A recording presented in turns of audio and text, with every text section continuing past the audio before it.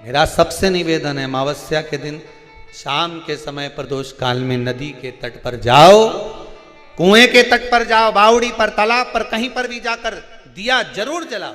नदी तालाब बावड़ी नहीं हो तो पीपल के पेड़ के नीचे, बेलपत्री के पेड़ के नीचे या बट के पेड़ के नीचे जलाओ। पर शाम के समय जब प्रदोष का काल हो, शाम का समय हो, सूर्यास्त का समय हो, भगवान आर्यमा स्वामी पूर्वजों को लेने, पितरों को लेने आए, तब आप एक दिया घी का जला देंगे दक्षिण की ओर मुख कर कर, तो वो कुछ वर हो सकता है। अगली श्राद्ध से पहले बाबा आपको घर, मकान, जमीन, जायदाद, संपदा सत्ता दे। कृपा उस पर विश्वास रखिए, भरोसा।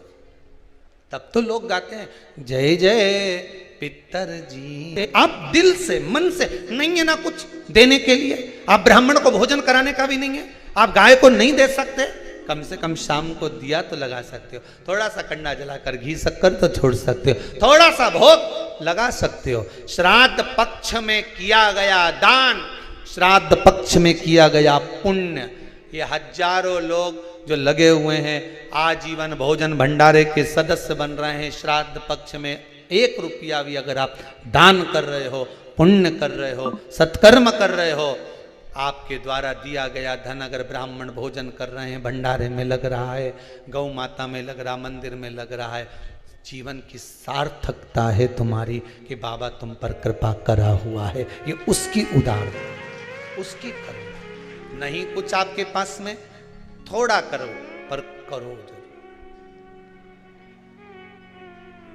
थोड़ा करो, करो जरूर।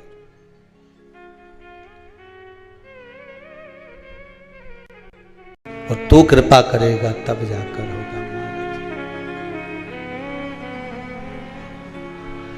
तू दया करेगा तब होगा महाराज, तेरी दया बिना नहीं हो सकता।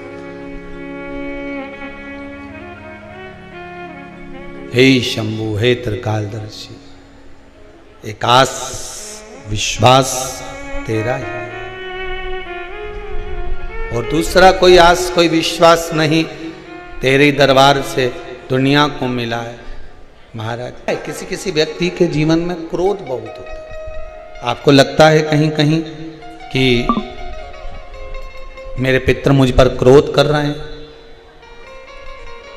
आपको कभी कभी लगे कि मेरे ऊपर पितरों का पितृ दोष लगा हुआ है या पितरों का श्राप लगा हुआ है, या हमारे यहाँ पर लोग अधोगति में ज़्यादा मर जाते हैं, हमारे यहाँ ये काम ज़्यादा हो जाता है, तो निवेदन है, श्राद्ध पक्ष चल रहा है, प्रयास करिएगा एक चावल की कटोरी में, कटोरी के अंदर थोड़ा सा चावल रख लीजिए कच्चा, उस चावल की कटोरी में एक बेलपत्र, थोड़ी सी दुर्वा बांधकर पानी का मटका, परिंडा या जहां अपना रसोई घर में जल रखते हो, उस कटोरी को वहां पर 2 दिन 3 दिन तक रख दो। वैसे तो 16 दिन रखो ज़्यादा अच्छा था, पर जो दिन अपने को मालूम है 2-3 दिन उसको रख दीजिए। घी का दिया लगाइए। 3 दिन के बाद में उस दुर्वा को, उस बेलपत्र को शिव बाबा को ले जाकर समर्पित कर दो। चावल पूरे घर में घुमाने के बाद चिड़िया को या नदी में या किसी जीव को प्रदान कर दो। महाराज, पितृदोष के निवारण का सुंदर तरीका,